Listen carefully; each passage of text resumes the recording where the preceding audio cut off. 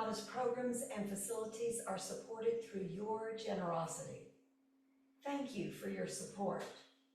There is a Donna box for contributions in the kitchen and also a link for contributions on the website.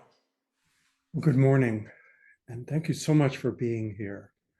I particularly want to thank John for being here. He came to orientation this morning. He has practiced in other traditions, and he's interested in connecting with a Sangha and is checking out Appamada to see. So welcome. Welcome to Bob. I haven't had a chance to be online with you in quite a while. Marla, thank you for being our online monitor. Elizabeth and Becky, thank you so much for being here today. And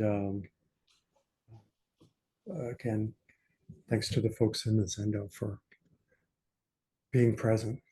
So I want to talk, this is something I talk about a lot, but I want to talk about the difference that arises when we try and understand things or when we are simply open to our experience, how that affects our meditation, and more important, how it really is an orientation rooted in our physical makeup. It's a question of what orientation we bring to our lives, to how we meet the world, to what kind of stance we have within ourselves. So let me first quote a couple of paragraphs from the opening of Genjo Koan, Actualizing the Fundamental Point. This is one of the most famous teachings by Dogen Zenji from the 16th century by our calendar. And I'm going to jump around a little bit. It starts on page 34. I can see that some people have their chant book open. So look at the bottom, the second to last paragraph on the bottom of page 34 in the chant book, and you can read along with me on this. I'll be reading it out loud.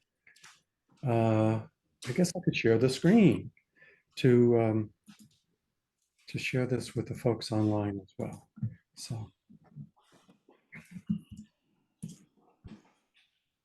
Dogen famously writes, to study the Buddha way is to study the self. To study the self is to forget the self.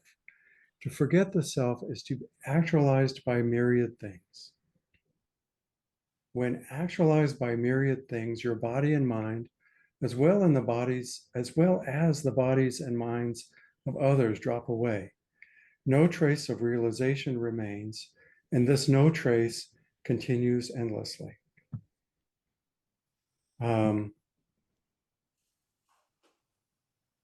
So I'm going to jump to this paragraph here. When you ride in a boat and you watch the shore, you might assume that the shore is moving. So Dogen is saying how you approach the phenomena around you makes a difference. When you keep your eyes closely on the boat, you can see that the boat is moving. Similarly, if you examine myriad things with a confused body and mind, you might suppose that your mind and nature are permanent. When you practice intimately and return to where you are, it will be clear that nothing at all has unchanging self. And then back toward the top of the section here. To carry yourself forward and experience myriad things is delusion. Why is that? How is it a delusion to carry yourself forward and experience myriad things? To me, this goes back to the Buddha's instructions to not confuse ourselves by thinking that we have a permanent self. So if we think we have a permanent separate self from the universe all around us, if we're not inextricably bound up with everything around us, we are clinging to that delusion, And to carry ourselves forward and experience the myriad things from that standpoint is a kind of delusion, or it has a basis in that delusion. Then Dogen goes on, he says that myriad things come forth and experience themselves is awakening. Those who have great realization of delusion are Buddhas. So if you realize how delusion is at least always an option, if not ever present, if you have great realization of delusion, you are a Buddha. Those who are greatly deluded about realization are sentient beings. And I'm going to skip the rest of that paragraph. But I want to just, again, kind of connect that with a couple of things about our physiology, and to then go on to a guided meditation, which I've adapted from Henry Shukman. And after I walk through the guided meditation, I'll again give a couple of prompts, and then I'll ask that we go into breakout rooms. It looks like we have a good setup for groups of two. There may be one group of three to be in breakout rooms, to repeat what happens in the guided meditation, and then to reflect on what it brings up in you. And I think this will be easier if we can do it in small groups and then come back together. So think of how you look at things and what happens given the makeup of our bodies. We have a small window, not much bigger than this, in the center of our visual field, where we get a whole lot of information about things: color,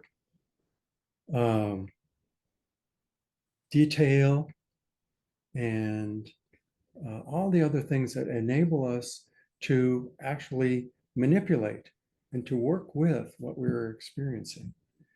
And then we have a much broader visual field of a periphery in which we are pretty much unconsciously all the time experience things as they arise. And I've been reading a book called The Master and His Emissary. To be truthful, I've been listening to it because I do a lot better listening to books than I do reading these days. It's a very dense book by a neuropsychologist who lives in England, Ian McGilchrist. And he spends a good deal of time on visual processing and what this says about us and how these parts of the apparatus of vision connect with how we approach the world.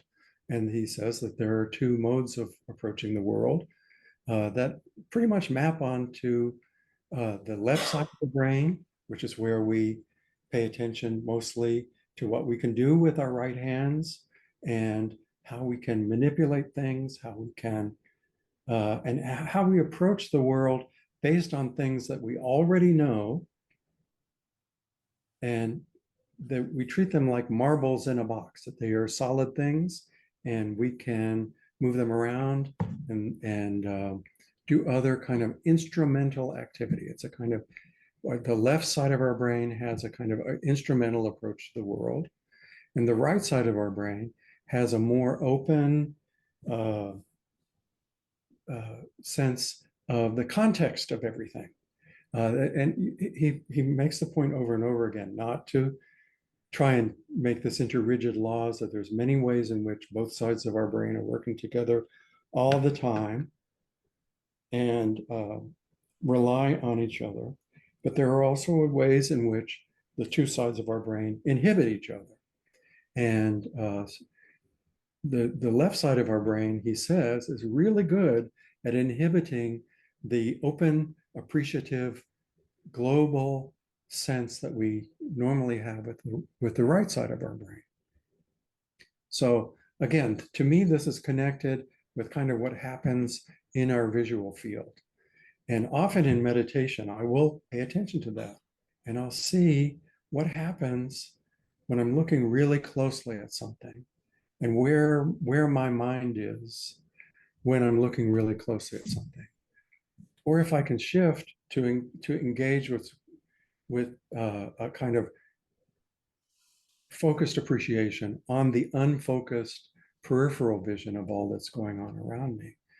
And indeed, I often kind of experiment with trying to just let that take over so that I'm not, in a sense, looking at anything, but treating what I see as a field. Um, just like a field in which things are arising and are connected with each other and are connected with me, but I'm not focusing on anything. I am not willing myself to look at something. And even the notion of willing to look at something is a little bit misleading because it happens automatically. But I just to see how that automatically happens and to pay attention to that. So to me, this is directly connected with what Dogen is writing about when he says to go forward as if in the central part of your vision, to go forward and experience the myriad things, that is delusion, he says. But it's delusion because it begins with this notion of a separate self, this delusional, innocent, what Peg calls the innocent mistake of thinking that we are totally separate and everything else is separate from us. And it's like this marbles rattling around in a box metaphor. When in fact, we are independent trading waves, that sort of thing. To let the myriad things come forward and experience themselves through us. Dogen doesn't say through us, but I read that into the phrase. To let the myriad things come forward, to let the field of activity be present to us, that's something I like to experiment with. So I want to read from a meditation. This is from a book called Original Love that I listened to recently. It's by a Buddhist practitioner who's practiced in many different traditions.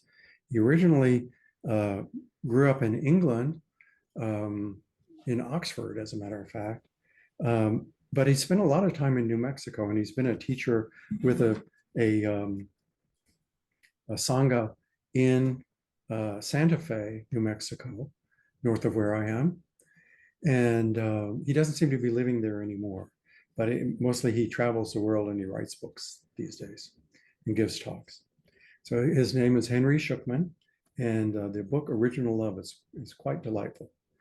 So he says, let's explore two koans. So let me ask you to sit up straight and just listen to this. You don't have to do a lot of work with it or anything. And certainly it's not, when I hear koans, I kind of get more rigidity in my body because it's like, oh no, what's going to happen next? I get kind of self-protected around it. You don't have to do anything like that. So I'm going to read this. Please just close your eyes and let the words come to you. In this meditation, we'll explore with a classic koan. This one actually has two formulations. There's the phrase, what is this? And the phrase, this. We'll try out both in this sit. A key aspect of meditating with a koan is not to try to answer or resolve it. It may seem paradoxical, but instead of seeking a response, see if you can just state the koan in your mind and simply observe what effect the word or phrase has on the quality or clarity of your meditation. So just see what arises as you are holding these phrases in your mind. Henry Shukman continues, as with any other sit, start by finding a comfortable seated position. Let your whole body relax. Let your body be balanced so all parts can relax downward around the central column of your upper body. If you are reclining, then give yourself entirely to the support beneath you. The spine has its own intrinsic capacity to hold itself upright. Let it do that by itself. Let your body be balanced around it so everything else can drape and hang like rigging gone slack on a tall ship at rest in a bay. I love that metaphor. Feel the swells of breath gently rolling through you, slightly lifting and lowering the hull of your trunk. Let the rise and fall of the breath soothe you. Now sense the space within which your body sensations are appearing. Tune into the space within which sounds are arising. Note that they are all really one space, one great space.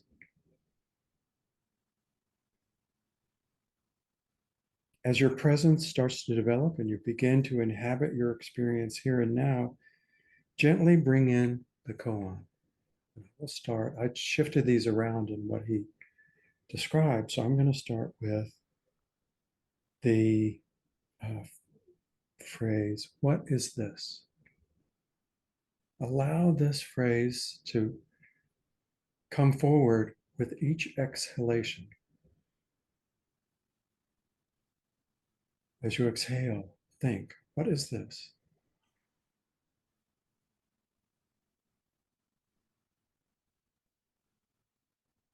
Imagine that there is no answer and that the words are only a phrase.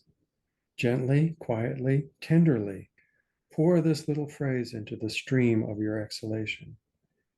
Inhale, exhale, what is this?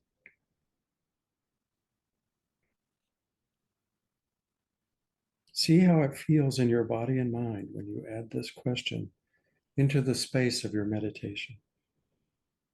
Utter the phrase in your mind and taste any after effects of saying it.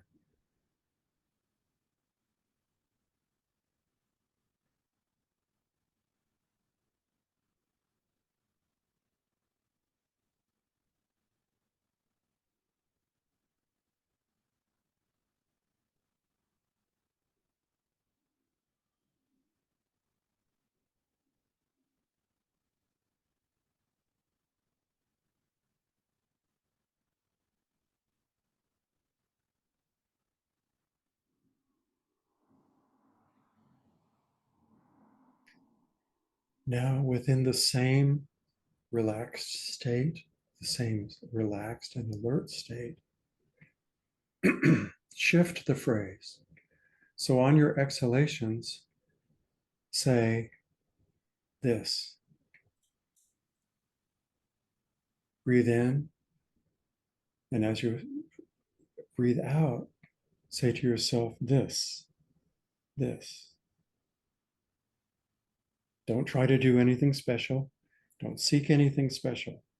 Just imagine that there is truly nothing more to be found.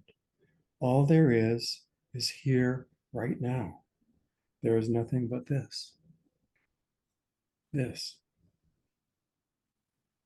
Again, don't look for anything. Just rest in exactly what is happening right now. This. How does it feel to hear this word? How does it feel to say this word? Notice when you say it, whether the word has any effect on you, on the you that you can detect.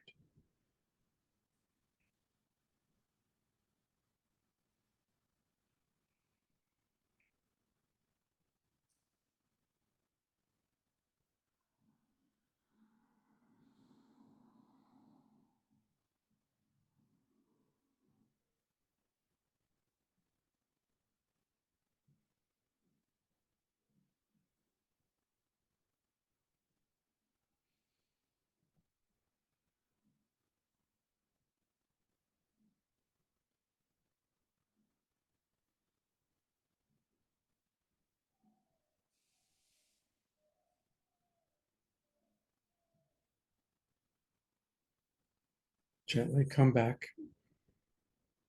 into connection with other folks around you here.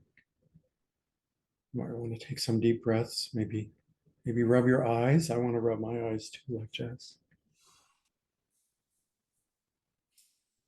So what I want to do is to break up into small groups of two, maybe three. I think we can all be in groups of two, both online and in person, or all in person, I should say, both online and in the Zendo.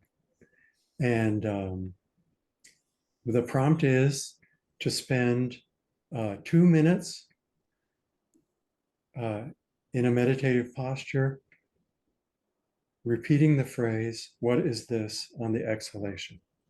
So is everybody got that? Very simply, 2 minutes repeating to yourself the phrase, "What is this? What is this? What is this?" in meditation on the out breath. And then at the end of 2 minutes, switch to saying this and this on the out breath, just this. And see what effect the change between those two phrases has. So, and at the end of those 2 minutes, talk with each other about what that experience is like and what you find what effect it has on your meditation. Just say each of those phrases. Okay? How much time would you like to allow, Joel? About 20 Well, minutes? so in groups of two, I would say 10 minutes total. Okay. I think that'll give us plenty of time to come back together and process as a group. As you might guess, I have plenty more that I want to say, but I want to hear from you. Hopefully everybody get a chance to speak in the group about what their experience is. After the 4 minutes of meditation, what do we do? After the 4 minutes of meditation, speak to each other. I'd say 1 or 2 minutes each about what the experience was like and what arose for you as you said each of those phrases. Okay? Is that? Welcome back.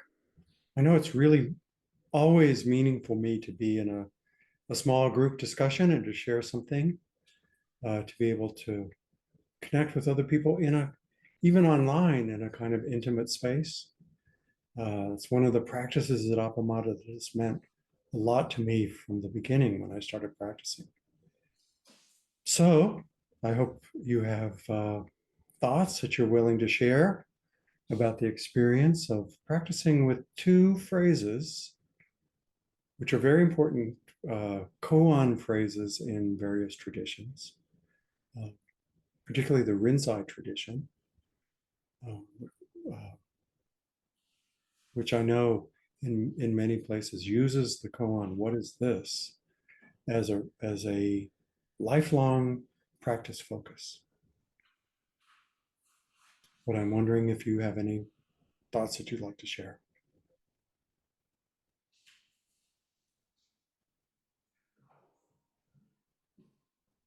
I hope you can unmute yourself, online folks. Thank you, Kim.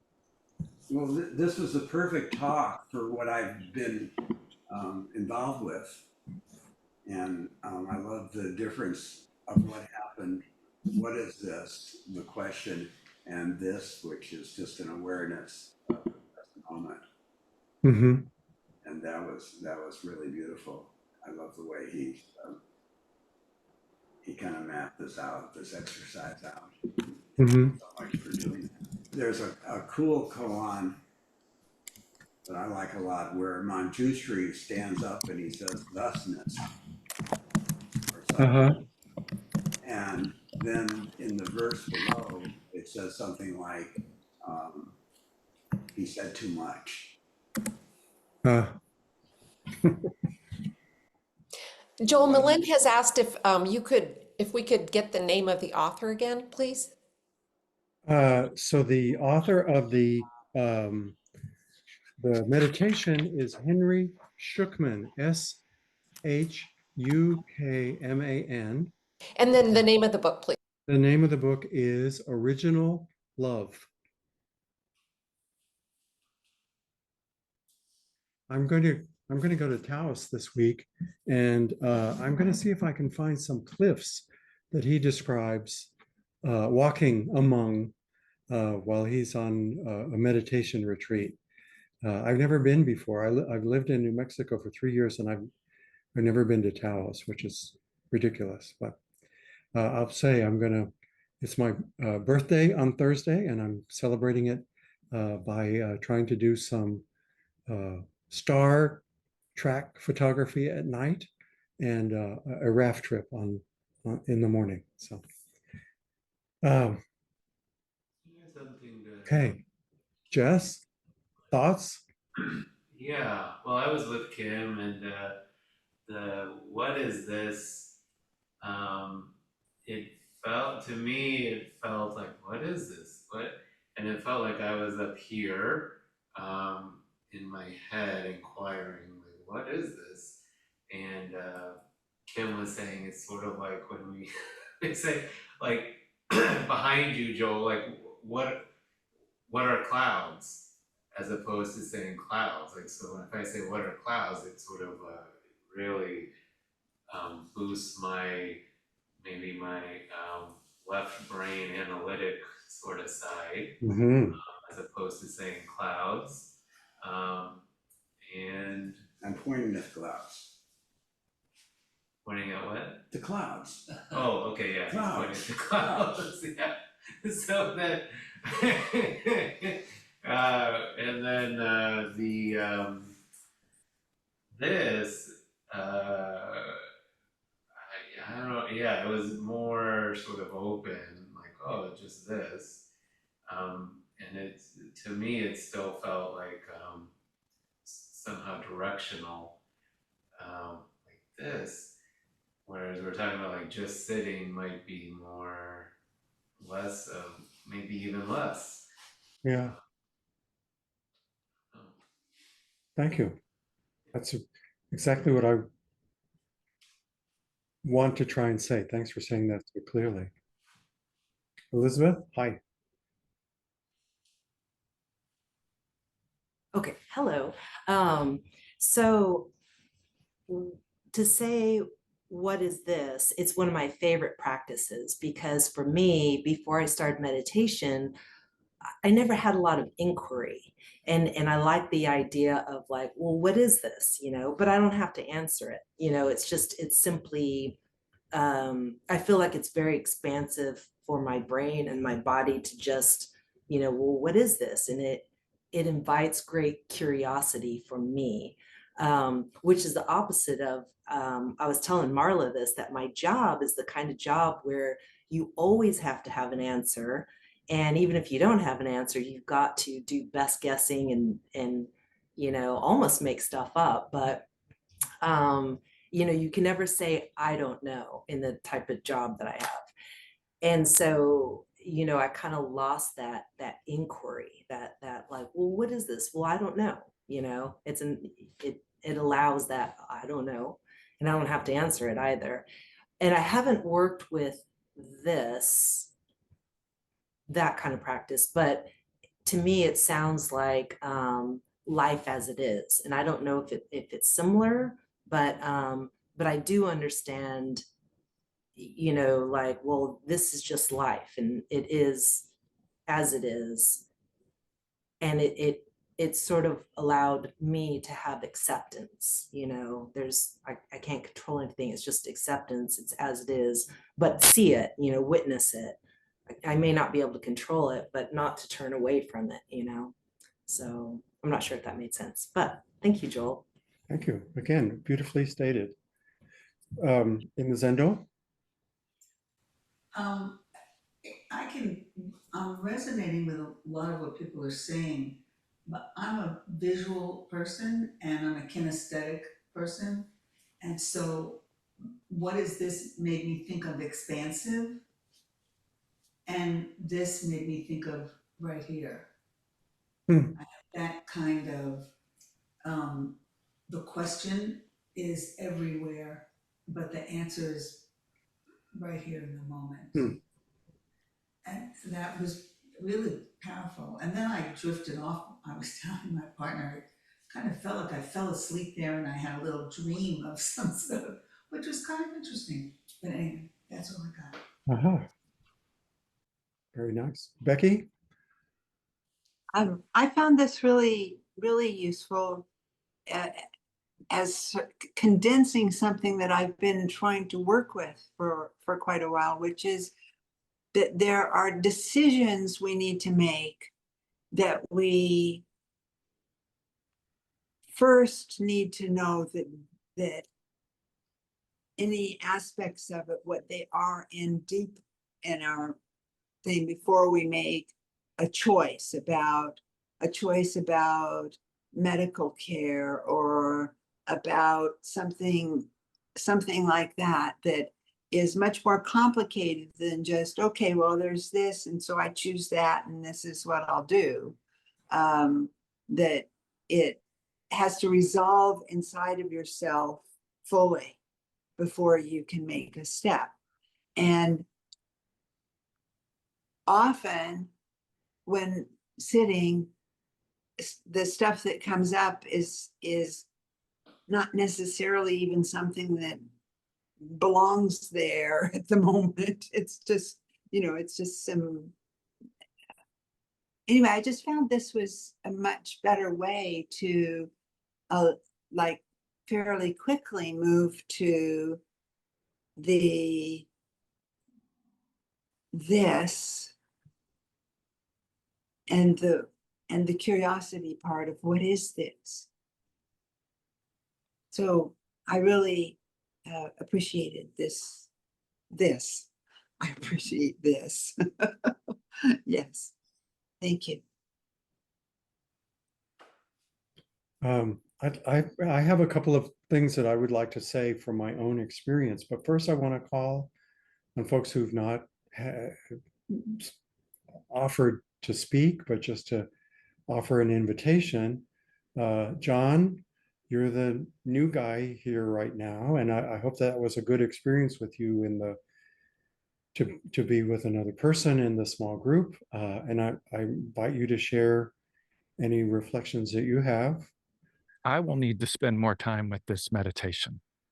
I was telling in the breakaway, I don't know what it is, but I don't connect well necessarily with these types of meditations. I've never really been trained in koan study.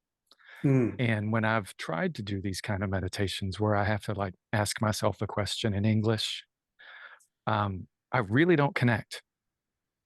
Like I struggle with it. So I'm not sure if it's just a hang up of mine or like I can stare at a wall for a very long time, but I can't, like the koans just don't hit me like I think they're supposed to.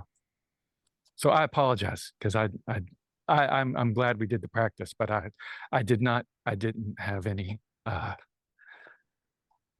I'm not enlightened yet. Well, thank you for a very clear description of what arose in you. That's all that was being asked for, was what arose in you. So thank you for that. Thank you. So Bob, Milan, either of you guys? Bob, I see you raise your hand.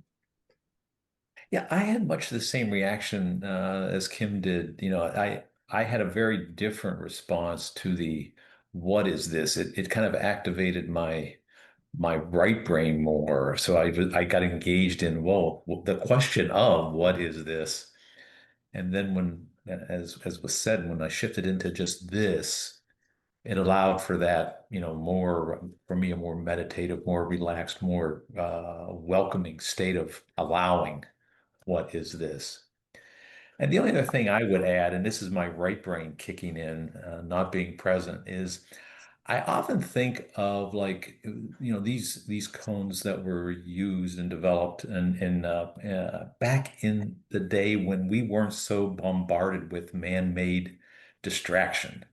When life, I won't say it was much simpler, but it was certainly more quiet with regard to man-made interruptions that just continue to bombard us, the world we live in today. So it's always a very welcoming feeling for me to think about, what if I could just experience this more and not what is this, not the constant right brain inquiry as to what's that noise, what's causing that, my air conditioner's not working, yada, yada, yada. So anyways, I really enjoy the contrast because it brings me to where I want to be. Thank you. Thank you. It had same effect for me. I find with the what is this question that I have stepped back and I'm separate and I am going out looking for myriad things to experience. Whereas with this, I'm allowing things to come to me. So that's why I connect it with that Dogen reading that I did before. And that, in this mysterious phrase that Dogen says, if you let things come to you and you wake up in that way, that your body and mind in a way do drop away, that you are just and the boundaries relax. So I'd say that. So Marla, you have your hand up. But I'll just quickly say, and I hope that this doesn't get into the area of TMI. You know that I'm in, this is very brief and dramatic for me. I recently had a really painful surgery and I'm really struggling with the pain. And so when I'm sitting in a state of what is this, what I'm concerned about and what I'm thinking about what is this is what in the heck is this? And why does it hurt so much? It's a very separate thing. It's a source of fear. And then when I switch to this, it's simple and incredibly dramatic how quickly, and I visualize my arm and my hand being on my heart as a part of me for what, and I have compassion for it. This is all one, and then it ripples out. And so it's almost like the pain recedes because of that simple change in thought. So it's a physiological rather than a spiritual thing, but at least it's pretty dramatic for me.